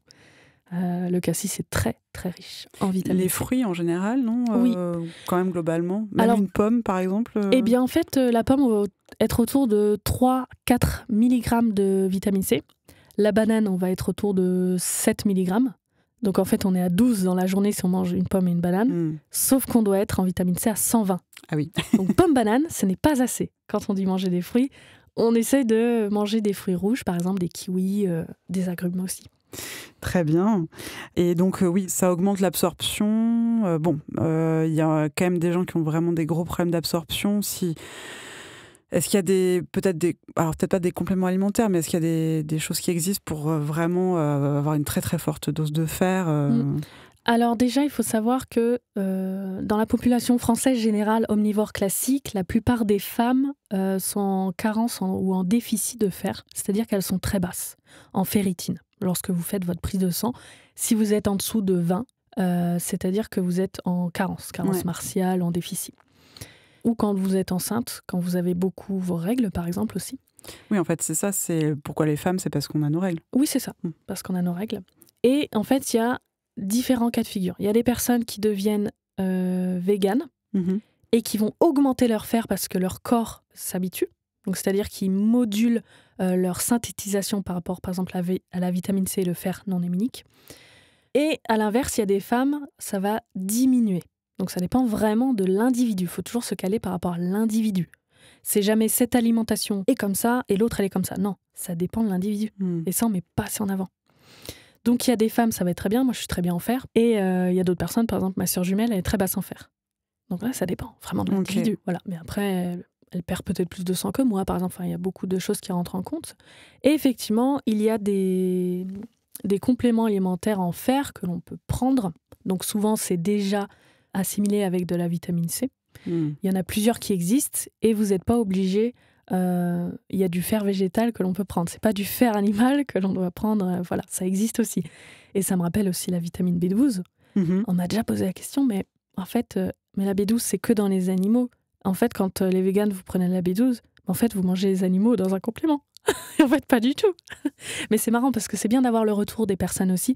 L'être humain n'a jamais la même perception que son voisin. Donc, c'est bien d'avoir des différents retours. Donc, ça me lance sur la vitamine B12. Très bien, allons-y, c'est parfait. Alors, la vitamine B12 est la seule vitamine aujourd'hui, ce qui n'était pas le cas avant. Donc, aujourd'hui, avec tout ce qui est industrialisation des sols, dans le règne végétal, on a de la vitamine B12, par exemple dans les iodes, dans les levures, dans les champignons, mais elle n'est pas absorbable par l'être humain. On appelle cette vitamine la vitamine analogue. En gros, fausse B12. Donc les personnes qui disent « non, moi je mange de la levure, j'ai assez de B12 », c'est faux. Ouais, il faut que ce soit clair parce que la B12, c'est vraiment vital, quoi. Ouais. Alors, qui doit prendre de la vitamine B12 ? Attention, roulement de tambour. C'est pas que les véganes. Ça, on entend. Heureusement que je me suis formée parce que moi, je me disais avant, je suis végétarienne, j'en ai rien à faire de la vitamine B12. J'en ai assez dans les œufs, dans le lait, j'en ai rien à faire dans le fromage. En fait, dans les œufs, dans le fromage, effectivement, il y a un tout petit peu de B12, mais non seulement pas assez, et en plus très mal absorbé. Parce que je le rappelle, c'est pas parce qu'on a tant de milligrammes ou de grammes dans un aliment que notre corps va absorber tout ça. Donc, qui doit prendre la vitamine B12 ? Les flexitariens, les omnivores qui mangent moins de 5 fois de la viande par semaine, et les personnes végétariennes, et bien sûr les personnes végétaliennes véganes. D'accord ? Donc non, il n'y a pas que les personnes végétaliennes véganes qui doivent prendre la vitamine B12. Pourquoi ? Alors en fait, il y a eu plusieurs études, parce que moi au début je me disais, pourtant quand j'étais végétarienne, j'étais en très bonne santé, la B12, Voilà, je sentais pas. Donc, non seulement ça dépend des individus, mais on a remarqué grâce à plusieurs études et méta-analyses, qui est la plus haute preuve scientifique, qui montre qu'effectivement, même les végétariens, les personnes qui mangent moins de 5 fois par semaine de la viande, ont une carence en vitamine B12, c'est-à-dire des troubles neurologiques, perte de concentration, perte de mémoire. La vitamine B12 sert aussi à la synthèse de l'ADN, donc vos globules rouges, ils se déforment. Et qui dit déformé, qui dit ne peut pas générer son action précise. Et ça peut prendre 3 mois chez un individu ou 40 ans chez l'autre. Parce qu'il y a une sorte de réserve ? Alors, on peut avoir une réserve, dans le foie notamment, mais il y en a qui ont une grosse réserve, d'autres pas du tout, et ça dépend vraiment de l'individu. Comme je disais, il y en a à 40 ans qui sera en bonne santé. Mais en fait, selon les études, au bout de 3 ans notamment, même 3 mois. Et en fait, par principe de précaution, on prend de la vitamine B12. Donc, si vous avez perte de mémoire, mauvaise concentration, ou sur votre prise de sang, vous avez vos globules rouges qui sont mal formés, donc ça, le médecin vous le diront. C'est par rapport à l'hémoglobine, par exemple, eh bien, c'est une répercussion, mais réelle. Ouais. Réelle. C'est quoi le risque avec perte de concentration, c'est-à-dire vous êtes essoufflé, vous avez du mal à réfléchir, vous êtes tout le temps fatigué. Et sur le long terme, ça peut être très néfaste, parce que le but, c'est d'être en bonne santé, mais sur le long terme. Et je pense qu'il faut vraiment mettre ça en avant. L'alimentation, c'est important. L'alimentation, c'est la base. Je bouge le bras, c'est parce que j'ai mangé certains aliments qui font que je bouge le bras. Par exemple, je pensais, autre anecdote, je travaillais en salle de sport. Et en fait, les sportifs, je me rendais compte que souvent, c'est protéines, glucides. Et ils mettent de côté les fruits et légumes, ils mettent de côté tout ce qui est calcium. Là, je parle des omnivores. Ouais. Voilà, ils mettent de côté les graisses. Parce que souvent, les graisses, on se dit, non, les graisses, faut pas, ça fait grossir. Et oui. Alors qu'en fait, il faut faire très attention. Il y a certaines graisses qui sont assez néfastes à excès, tout ce qui est acide gras saturé par exemple, tout ce qui est charcuterie, tout ce qui est viande rouge notamment, qui cause énormément des millions d'euros. Là, j'avais fait une étude sur... En fait, je cherchais le coût de santé, ce que les maladies liées à l'alimentation et la consommation excessive de viande rouge et de charcuterie faisaient. Et en fait, je crois qu'on était à entre 2 et 12 millions d'euros de sécurité sociale liée à les coûts de santé, liés à l'alimentation et à la consommation de viande. Waouh. Ouais. En fait, il y a beaucoup de maladies qu'on peut éviter si on diminue, attention, je ne dis pas forcément arrêter, voilà. Si on diminue la consommation de viande rouge, de charcuterie, eh ben on diminue le diabète de type 2, on diminue l'obésité, on diminue le surpoids, on diminue le cancer colorectal. Et ça, il y a beaucoup de coûts de santé qui sont mis en avant. Et en fait, c'est là où on se rend compte que le choix personnel, sans parler de l'éthique, le choix personnel a vraiment une répercussion sur les autres êtres humains qui existent, au niveau du coût de santé, au niveau de tout ça notamment. Et en fait, on n'est pas seul dans notre assiette, notre choix, c'est un choix en fait collectif. Quand on voit le changement climatique, quand on voit les coûts de santé, quand on voit tout ça, en fait, on se dit, mais en fait, chaque action que l'on fait a une répercussion ailleurs. Toujours, tout le temps. Y compris évidemment pour les animaux, première victime. Ah oui, les animaux, mais la plupart des omnivores, les animaux, c'est les chiens, ok, les autres, je les mange. Souvent, c'est ça. C'est ce que je pensais avant. Enfin, moi, j'oubliais l'idée. Moi, j'étais comme ça avant. On oublie que les véganes, avant, ils étaient omnivores. On se souvient parfois. Oui. Ah, j'étais comme ça. Et alors, au niveau de la B12, pour finir, vous en avez parlé tout à l'heure. Vous m'avez dit, alors il y a des gens qui me disent, oui, mais alors la B12, c'est pas du tout vegan, ça vient des animaux. Du coup, est-ce que vous pouvez nous expliquer d'où vient la B12 prise par les végétaliennes ? Alors, pour faire simple, la vitamine B12, c'est pas une vitamine animale, c'est une vitamine qui provient de bactéries. Grosse différence. Comment une vache arrive à avoir de la vitamine B12 dans le steak ? Eh ben, c'est parce qu'elle a des bactéries en elle et qu'elle mange par exemple du cobalt. Donc le cobalt vient de cobalamine, vitamine B12 égale cobalamine. Et souvent en plus les animaux sont supplémentés en vitamine B12 ou en cobalt pour les ruminants. Même les cochons sont supplémentés. Les volailles sont supplémentées en vitamine B12. Okay. Tout ce qui est ruminant sont supplémentés en cobalt pour avoir de la vitamine B12. Et en fait, nous, les végétaliens, on a besoin de prendre cette vitamine B12 à partir de compléments. Végétarien, flexitarien, moins de 5 fois la viande, je le répète encore. En fait, il y a plusieurs types de vitamine B12.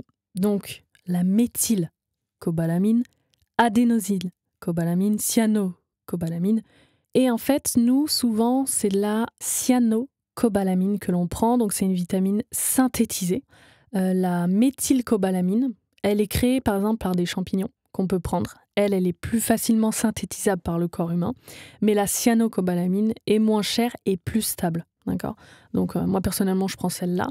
Et en plus, ce qui est bien, c'est que la cobalamine, il n'y a pas de dose toxique. Donc, c'est-à-dire, si on en prend trop, c'est pas toxique pour le corps humain, contrairement au calcium, contrairement à l'iode, par exemple. On risque rien à prendre beaucoup de B12 au cas où. Voilà, il n'y a pas de souci. Okay. Par contre, élément important, comment je prends ma vitamine B12 ? En fait, on a le choix. Soit je la prends une fois par jour, donc on est à 25 microgrammes, soit je la prends une fois par semaine, on est autour des 1200 microgrammes, soit je la prends une fois par mois, on est autour de 5000 microgrammes. Par exemple, moi, des fois, j'ai des patients qui viennent et qui disent je prends de la vitamine B12, c'est 10 microgrammes tous les jours. Donc là, on est en dessous de la bonne posologie des 25 par jour. Donc en fait, ils prennent la vitamine B12, mais pas assez pour leur corps. Et alors, vous disiez que les animaux d'élevage sont supplémentés la plupart du temps en vitamine B12. Alors moi, je suis campagnarde et ça m'aide beaucoup, c'est bien parce que du coup, je comprends beaucoup de choses. Et quand j'étais végétarienne, je me disais, moi, je prends pas de vitamine B12 parce que j'en ai pas besoin, je suis végétarienne. Et en plus, se complémenter, moi, je me disais, c'est pas naturel. Vraiment, j'avais vraiment cet état d'esprit. Exact. On reviendra dessus après. Et en fait, avec mon compagnon de l'époque qui m'emmène, je l'emmenais à son travail à ce moment-là. Celui qui était chasseur ? Oui. Donc j'avais une voiture, j'avais 19 ans, lui, il n'avait pas encore sa voiture. Donc je l'ai emmené au travail et du coup, on a passé toute la matinée ensemble à s'occuper des vaches, à faire le fumier, à prendre le tracteur, leur donner à manger. Et je le regarde, mais je lui dis, mais c'est quoi comme poudre que tu prends et que tu mets ? Il me fait, c'est des minéraux comme la vitamine B12, tout ça dedans. Et en fait, moi, je savais pas qu'on supplémentait les animaux. Parce qu'en plus, on supplémente les animaux qui sont même pas en intensif. Et là, je me suis dit, mais c'est pas possible. Donc en fait, on supplémente. Mais pareil pour les œufs. En fait, les œufs, pour qu'ils soient riches en oméga 3, on supplémente les poules en graines de lin ou alors en poudre riche en oméga 3. Je me dis, mais c'est pas possible.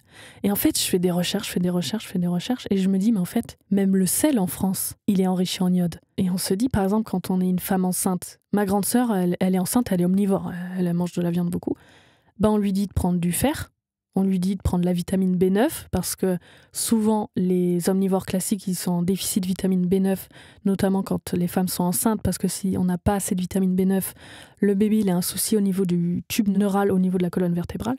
Pour pas qu'il ait ce souci-là, on la supplémente.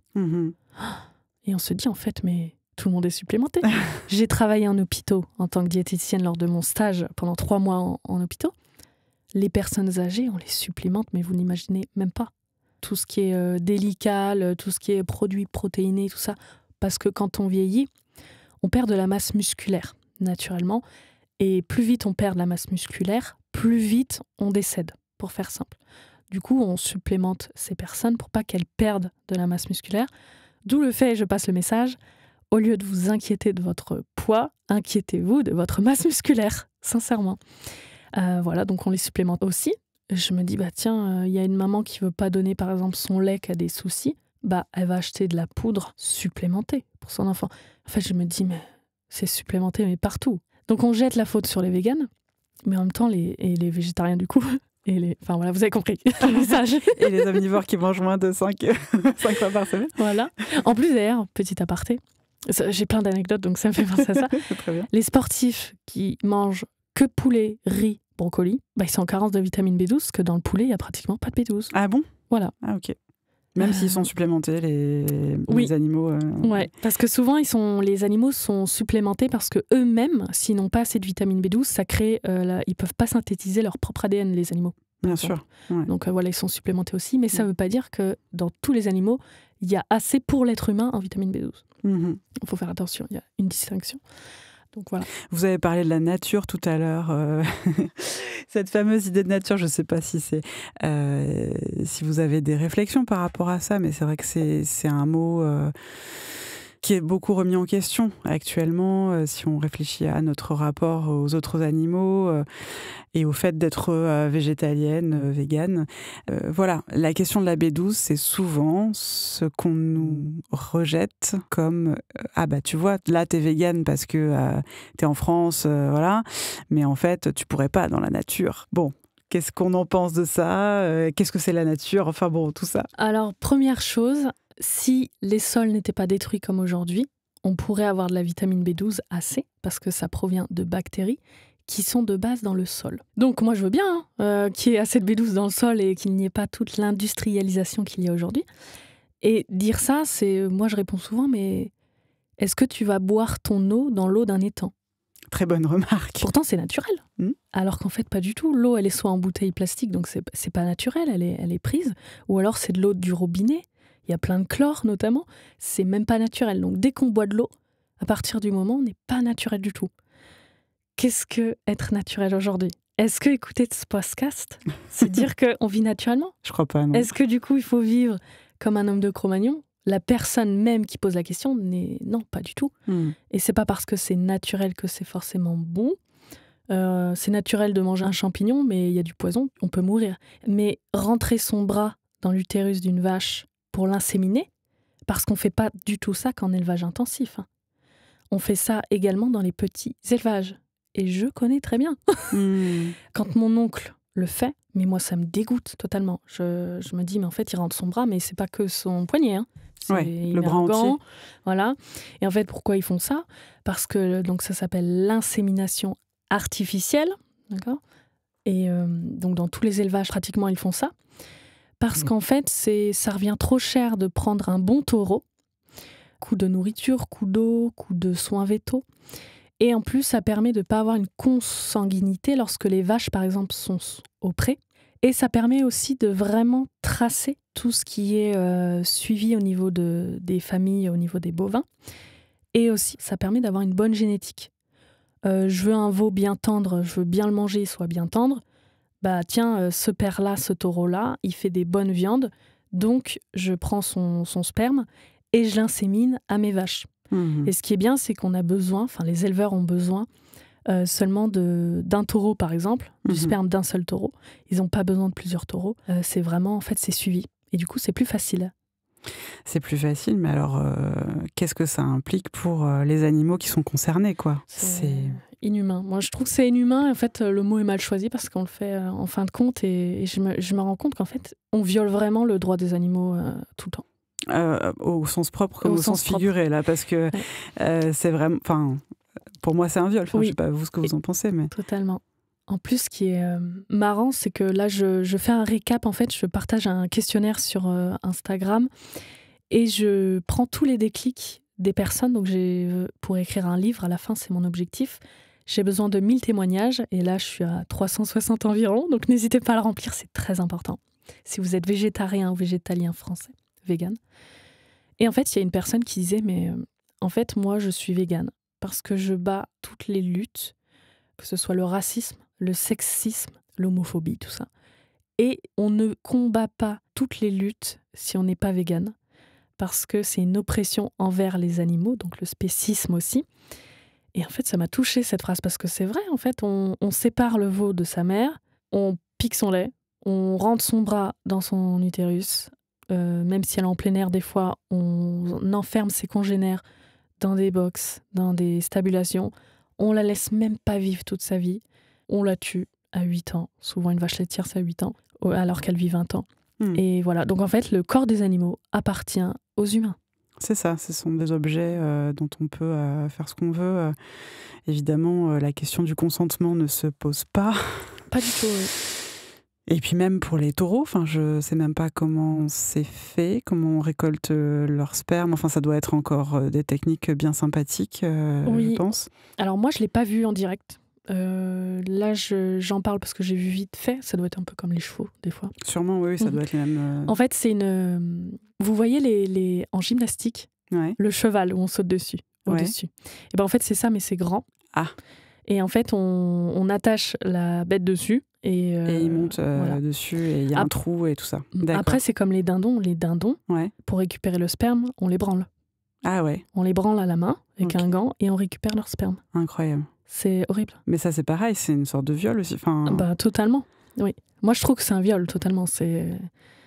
Les animaux, ils sont pas là, ouh, trop bien. Non, pas du tout. Ça m'étonnerait aussi, ouais. Donc pour moi, quand une femme est contre le viol ou un homme est contre le viol, en fait, superposer cela à un animal. C'est exactement pareil. Un animal qui a un cœur comme nous, qui a du sang comme nous, qui ressent la douleur, le stress, les émotions comme nous. Vraiment, il faut faire un parallèle.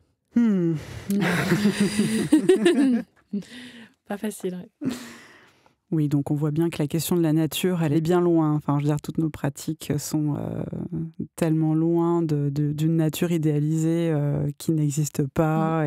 Ou alors, on peut dire que ça en fait partie de la nature. Enfin bref, cette question de nature est tellement vague, on peut tellement s'en emparer chacune comme on veut, que bon, c'est bien de la remettre en question, je pense. Et on ne parlera pas du foie gras non plus. Ah ben, on peut en parler si vous voulez. Non, mais le foie gras, c'est horrible.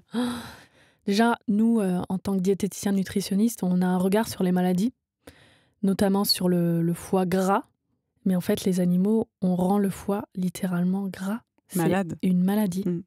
On rend un animal malade et on mange son organe malade. Ouais. Le goût a pris le dessus à la nutrition. C'est incroyable. On peut manger avec plaisir, mais on peut manger avec éthique aussi, je pense. Enfin, c'est pas je pense, c'est sûr.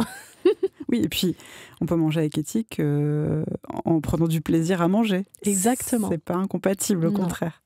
Au contraire, c'est même très bon. Il y a beaucoup de personnes qui font... Là, je pense à la pâtisserie Land & Monkey. Je pense à la traiteuse 100% végétale à Chat Cuisine. Mais elle fait des brownies. J'ai jamais vu ça, c'est excellent. Donc, elle habite à Laval. Elle a fait des tartes au JO, elle fait les musées, elle fait beaucoup d'événements. Et souvent, les personnes ne se rendent même pas compte que c'est végétalien, vegan. Pour eux, c'est de la viande, alors que pas du tout. Et en plus, c'est succulent. Et à chaque fois, il y a plein de personnes qui reviennent vers elle. Et elles n'y croient pas. Et elle me racontait une histoire un jour, elle disait mais tu faisais pas 100% végétal parce que t'as fait un bourguignon, ça c'était sûr, c'était de la viande. Donc elle dit non, c'était pas la viande. Et en fait, beaucoup de personnes s'y trompent. Parce que beaucoup de personnes ne veulent pas arrêter parce qu'ils aiment le goût. En fait, le goût, on le trouve ailleurs. Voilà. Ok, merci pour ce tour de piste de toute la déconstruction des préjugés. Alors, justement, vous vous êtes formé comment, vous ? Qu'est-ce que vous avez fait comme école, BTS ? Vous avez parlé d'un BTS ? Alors en fait, déjà, je suis formée j'ai fait une fac de sport, donc licence TAPS, pour être éducatrice sportive. Ensuite, j'ai fait un BTS diététique pour devenir diététicienne nutritionniste et en même temps le DU alimentation végétarienne pour prendre en charge un patient à tout âge de la vie, végétarien ou végétalien. Et en fait, j'ai plein d'anecdotes par rapport au BTS diététique. J'imagine. Donc BTS diététique, il faut savoir que c'est un tronc commun. Et après, si on veut spécialiser par exemple au niveau du diabète, au niveau des femmes enceintes, au niveau de l'alimentation végétarienne, on a l'opportunité de faire des DU. Donc moi, j'ai fait DU alimentation végétarienne parce que dans le BTS diététique, on ne parle pas du tout de l'alimentation végétarienne-végétalienne. Ça dépend en fin de compte du professeur. Dans le référentiel, on peut parler écologie, on peut parler des alimentations alternatives un petit peu, mais c'est le professeur qui choisit son sujet. Plus tard, j'espère que ce sera mis en avant. Moi, c'est un de mes objectifs, c'est d'aller dans les formations et de former justement, ou au moins de faire un cours de 2 heures pour dire, en fait, votre patient, au lieu de lui dire, si vous ne connaissez pas l'alimentation végétarienne, au lieu de lui dire, c'est impossible, vous remangez de la viande. Moi, j'étais en cours, on avait une femme enceinte et la professeure nous dit, si jamais vous avez une femme enceinte végétarienne, par contre, vous lui dites de remanger absolument de la viande. Ah ouais, ça c'était quand ? Donc c'était en 2023. Ok, donc c'est très très récent. Très récent. Ah ouais. Donc ça dépend vraiment du professeur. Il y en a qui n'auraient pas du tout dit ça parce qu'ils se sont focalisés sur les sciences. Mais elle, c'est surtout ce qu'elle a entendu. Parce qu'elle ne connaît pas l'alimentation végétale. Et c'est le souci. Souvent, les personnes qui ne connaissent pas quelque chose l'interdisent. Au lieu d'aller chercher plus loin ou de se poser la question, tiens, je ne connais pas, je transfère mon patient à quelqu'un qui s'y connaît. Donc elle me regarde parce qu'elle sait que je suis formée et qu'en plus j'interviens dans le DU alimentation végétarienne de Paris. Et là, elle me regarde, elle sourit et elle fait voilà, après vous faites... Et elle perdait ses mots. Vraiment, elle perdait ses mots. Donc là, je dis à toute la classe, sinon, vous me les transférez quand je serai diplômée, il n'y a pas de souci. Moi, je la prends en charge. Surtout qu'en fait, on est contre les valeurs du patient. Et quand une alimentation est faisable scientifiquement, on n'a pas le droit d'être à l'encontre du patient en fin de compte. Donc c'est gros souci. C'est hyper violent, je trouve, de dire c'est à très quelqu'un violent. de manger. Ouais. Mais moi, on me l'a dit. C'est pour ça, d'ailleurs, je suis diététicienne nutritionniste. Ah bon ? Parce que moi, je suis allée au médecin. Parce qu'en fait, tous les ans, j'aime bien faire une prise de sang pour voir comment je vais.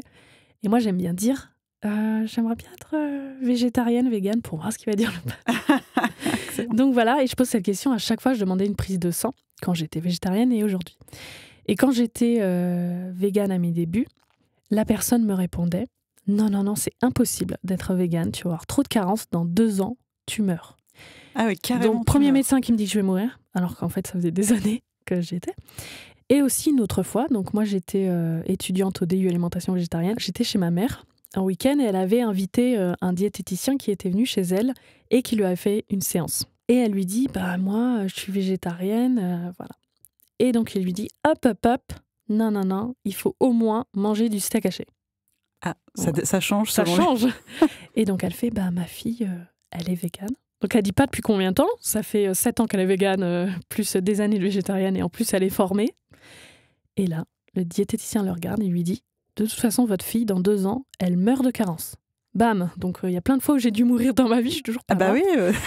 Et entendre dire un professionnel de la santé dire de fausses informations à ma mère en disant que son enfant va mourir, c'est quand même très fort. Comment elle l'a pris, elle Donc, en fait, c'est parce qu'elle faisait un test ou Non, ma mère, je sais pas, souvent les parents, c'est ça, quand leurs enfants ont un métier, ils aiment pas avoir les conseils de leurs enfants. Ok. Donc souvent, ils vont prendre un autre professionnel. Donc ma mère est comme ça.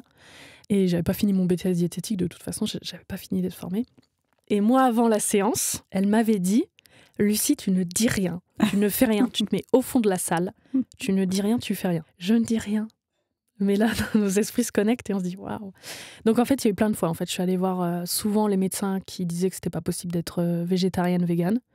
Et j'en ai eu marre. J'en ai eu marre de tout le temps d'entendre des fausses informations. Je me suis dit, moi, je suis pas médecin, je suis pas diététicien, je recherche sur Internet parce que je suis très scientifique. Je trouve que c'est possible dans les autres pays. On dit ça. En France, on n'est pas d'accord. Enfin, c'est n'importe quoi. Je vais me former. Et je me suis formée et ça m'a poussée à me former. Sauf qu'en BTS diététique, on ne parle pas d'alimentation végétarienne, végétalienne, et on a aussi un examen où il faut cuire les animaux, la viande.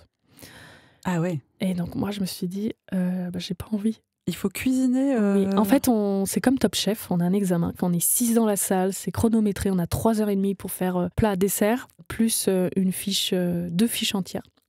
Donc on n'a jamais le temps de finir, c'est waouh, incroyable. Et en fait, donc moi j'en avais parlé à mes professeurs, j'avais pas envie de le faire. Donc ils m'ont dit c'est pas à nous, il faut contacter le rectorat.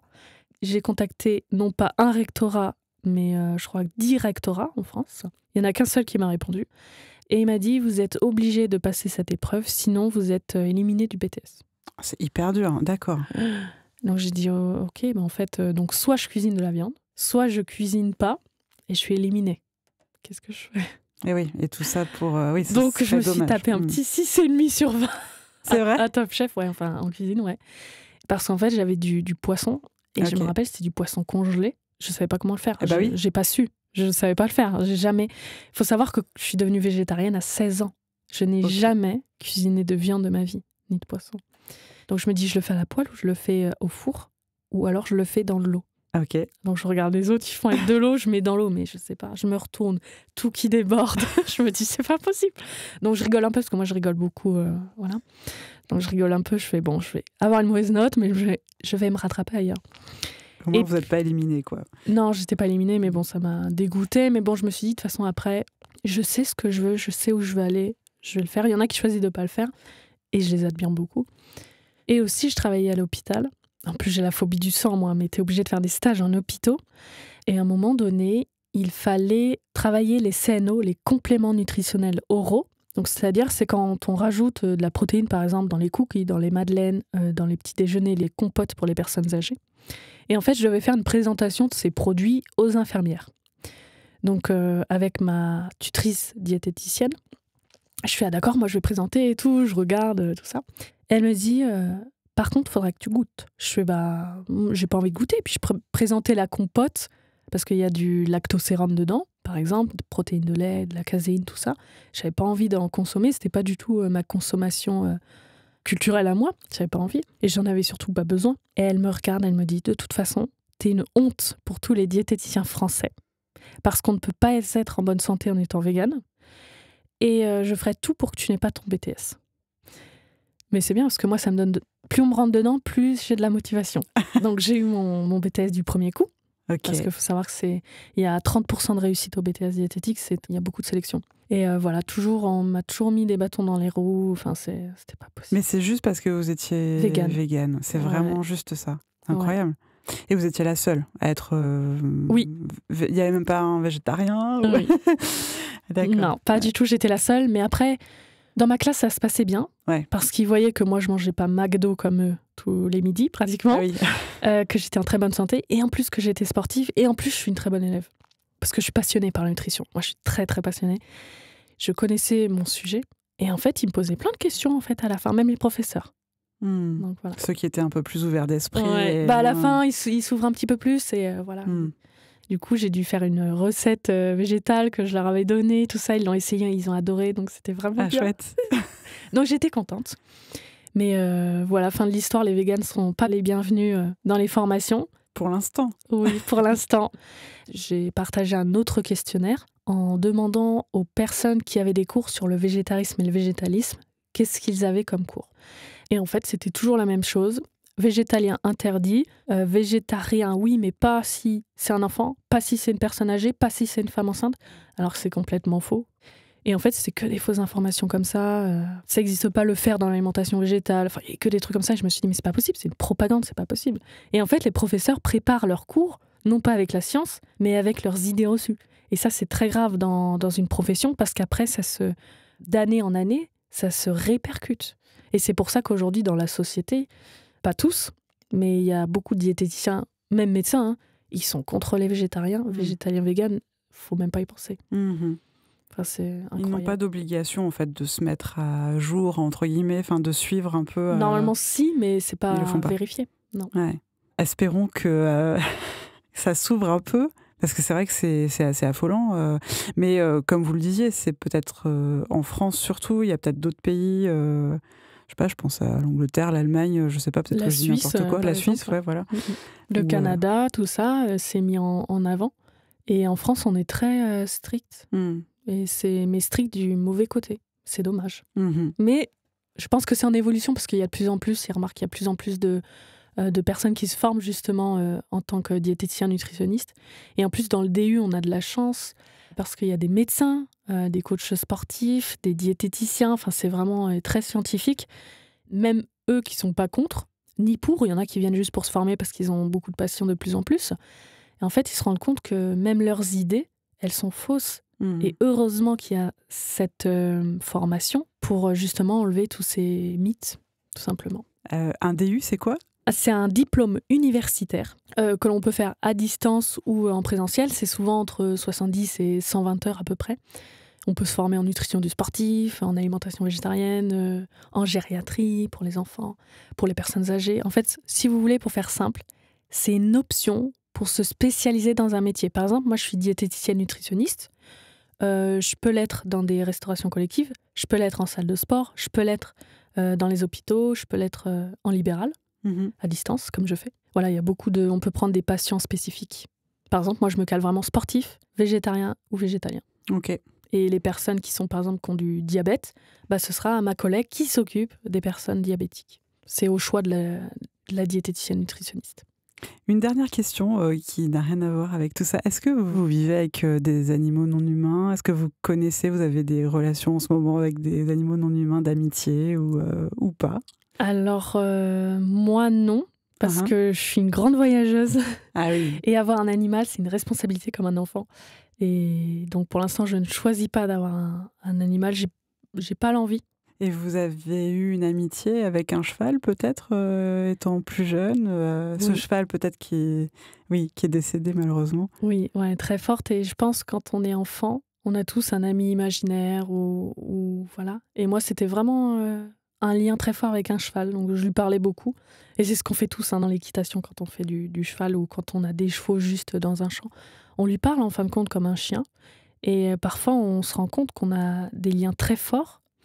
On peut aimer un cheval, avoir de l'affection pour lui, tout comme on peut apprécier une vache, tout comme on peut apprécier un cochon ou un chien ou un chat. Souvent, on dit « Ah mais non, n'importe quoi, en Asie, ils mangent du chien. » Et en France, c'est impossible. Alors qu'en fin de compte, c'est juste le choix de la personne. En fait, le chien, il ressent autant la douleur qu'un cochon. Oui, il n'y a pas besoin de stigmatiser des cultures, en fait. C'est simplement... Non, pas du tout. Là, c'est vraiment culturel, pour le coup. Très culturel. Ouais. Eh ben, merci beaucoup. On va passer peut-être aux 2 dernières questions rituelles. Les questions de la fin. Est-ce que vous auriez une recette végétale à nous partager, ou si vous n'avez pas de recette, un lieu où vous aimez manger, ou les deux? Il y a plein de recettes et il y a plein de lieux. Mais moi, je vais simplement faire un petit tips sur un repas du midi que j'aime bien me faire après la salle de sport. En fait, je prends du tofu, donc le Thai Fun de chez Biocop, Taifun. Et c'est un tofu plutôt ferme? Oui, un tofu ferme. À la japonaise, il est déjà épicé, donc c'est important. Je le connais, il est très très bon. Ah, moi, j'adore. Je le fais cuire un petit peu à l'huile d'olive. Et en fait, je le mets avec du riz, je mets des brocolis, du poivron pour la vitamine C, avec le soja, le tofu. Et je badigeonne un peu d'huile d'olive pour les oméga 9. Et notamment, moi, je mets de l'huile d'algue un petit peu, aromatisée. C'est très riche en oméga 3. Si vous ne voulez pas acheter de l'huile d'algue, vous pouvez mettre de l'huile de colza ou de l'huile de caméline, par exemple. C'est un peu plus cher, mais c'est très riche en oméga 3. Et dessus, je mets des graines de lin moulues que j'ai moulues à l'instant T, c'est-à-dire que je ne vais pas les acheter moulues parce qu'en fait, ça s'oxyde lorsqu'on les achète déjà moulues. Donc, je badigeonne ça me fait un peu plus de fer, voilà. Je mange ça et en dessert, je me prends 2 yaourts soja sun, donc nature, et je mets une compote à la fraise sans sucre, donc qui est très bonne, Charles et Alice, je conseille, c'est excellent. Et dessus, je mets un kiwi et des framboises surgelées, parce que les fruits surgelés ou les légumes surgelés sont très bons et très riches en vitamines et minéraux également. Parce que ça a gardé la congélation, Exactement. a gardé les vitamines. Après, pour les pâtisseries végétales, je conseille London Monkeys. C'est parfait. Toute ma famille adore. Même les personnes qui mangent beaucoup de viande et qui détestent les véganes, entre guillemets, aiment ce que je leur fais goûter. Et ils adorent, en fin de compte, et ils se disent, mais en fait, c'est possible de manger des cookies, des crêpes, des brownies. C'est hyper possible de se faire plaisir gustativement en étant végane. Et souvent, on a des limites et on pense que non, c'est que des légumes, c'est nul. Alors qu'en fait, pas du tout. Voilà. Très bon choix, London Monkeys. J'approuve. Ouais. Bon, évidemment, c'est pour les personnes qui sont à Paris pour l'instant. Et Bordeaux, maintenant. Et Bordeaux, je Bordeaux. ne savais pas. Mais de toute façon, c'est sûr, ça va être à Montpellier. Je le parie dans les années qui arrivent et partout dans les grandes villes. Super. Bon, merci beaucoup. Est-ce que vous avez un petit message de fin, un petit mot à dire, quelque chose à ajouter Voilà. Je dirais simplement 2 choses. C'est que, première chose, toujours se renseigner et s'informer lorsqu'on modifie son alimentation, qu'on soit végétalien ou autre. Parce que souvent, on pense, tiens, j'ai juste à prendre la vitamine B12, je suis tranquille. Alors qu'en fait, il y a plusieurs choses qui rentrent en compte. Les oméga 3, le calcium, le fer, il faut avoir les petits tips. Donc, prenez le temps, soit de vous informer, de rechercher plusieurs heures sur Internet, vraiment de lire des livres, par exemple, ou alors simplement de prendre 1 heure, un rendez-vous avec un diététicien nutritionniste. Et en fait, ça va vous servir toute la vie. 1 heure pour toute la vie. Et ça, c'est important de le dire parce qu'on ne le dit pas assez. On va chez le médecin, mais en fait, ce n'est pas un professionnel de santé de l'alimentation. Par contre, un diététicien nutritionniste, oui. On peut les retrouver sur le site de l'ONAV, Observatoire national des alimentations végétales. Vous pouvez me retrouver aussi sur luciecoach.vg sur Instagram ou Lucie Massé, M-A-C-E, sur LinkedIn. On peut prendre rendez-vous facilement. Et deuxième chose, c'est pour les personnes qui consomment encore de la viande. Les véganes, ce n'est pas forcément des gens qui vous détestent. On a été comme vous avant. Et il ne faut pas que vous ayez peur d'essayer au moins 1 jour par semaine. En plus, c'est très bien pour la planète, pour vous, pour les animaux. Au moins 1 fois par semaine, manger entièrement végétalien. C'est hyper facile de trouver une recette aujourd'hui sur Internet. Vous tapez votre plat préféré avec le mot vegan sur Internet. Vous faites la recette jusqu'à ce que vous trouviez votre convenance. Et en fait, vous pouvez commencer comme ça. Et c'est très simple. Et surtout, pour les végétariens et végétaliens, vous n'êtes pas seuls. On est des millions en France et on est vraiment là pour vous aider. Voilà. Merci beaucoup, Lucie, c'est super. Merci. Merci beaucoup. Voilà, chers auditorices. Si vous en doutiez encore, vous savez maintenant qu'une alimentation exclusivement végétale est tout à fait possible et souhaitable en restant en bonne santé. à la condition indispensable de se supplémenter suffisamment en vitamine B12. C'est très important. Les protéines, le calcium, le fer, les vitamines sont présentes et assimilables dans un grand nombre d'aliments végétaux. Le soja et les autres légumineuses sont nos amis, ainsi que les fruits et légumes, etc., bien évidemment. Cet épisode vous a plu ? Alors partagez-le sur les réseaux, mettez des étoiles dans Apple Podcast ou Spotify ou des pouces sur YouTube et surtout laissez-moi vos avis et commentaires. À très vite !